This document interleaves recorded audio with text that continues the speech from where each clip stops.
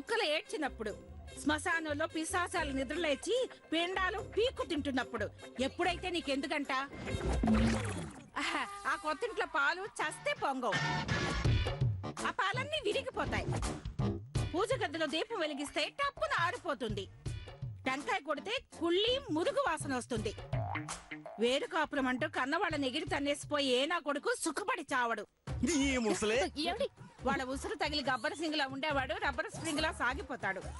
దొన్నపోతులా ఉండేవాడు తాగుబోతులా తయారవుతాడు. ఆ ఇంట్లో అడుగు పెట్టగానే కరెంటు ట్రాన్స్ఫరం పేలిపోతుంది. వాస్తు దోషాలన్నీ నాట్యమాడడం మొదలు పెడతాయి. పస్తులని గతి పట్టిస్తాయి. అప్పులు పెరిగిపోయి చిప్పలు చేతికొచ్చి కప్పల్లా ఎండిపోయిన అప్పల్లా తయారవుతాయి.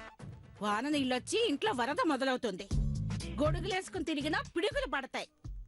చివరికి విషంలో రసం పెట్టుకునో పురుగుల మందులో చీపులు ఎక్కడ కలుపుకొనో తాగి పుట్టుకున చేస్తారు. దాంతో దరిద్రం వదిలిపోతుంది.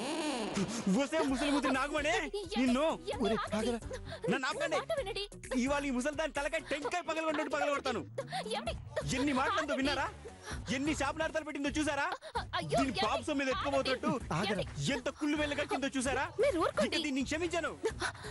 నాగవాణి, నువ్వు నిజంగా పాంబే.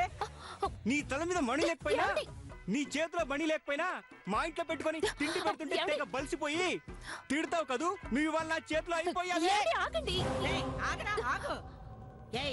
ఏంట్రా తెగ ఎగిరెగిరి పడుతున్నావు? ఎగిరి పడక ఎందులో నేను దూకి చేస్తాను అనుకున్నావా? నన్ను పట్టుకుని ఎన్ని మాట్లాడినావే నీ బొంద. నిన్ను పట్టుకుని ముట్టుకుని ఎవడన్నాడ్రా ఏరి సచ్చినోడా? నువ్వు బ్లూటూత్ పెట్టుకుని ఫోన్ లో మాట్లాడినట్టే నేను బ్లాక్ టూత్ పెట్టుకుని నా ఫ్రెండ్ కల్పన రాయ్తో ఫోన్ లో మాట్లాడాను. కావాలంటే చూడు.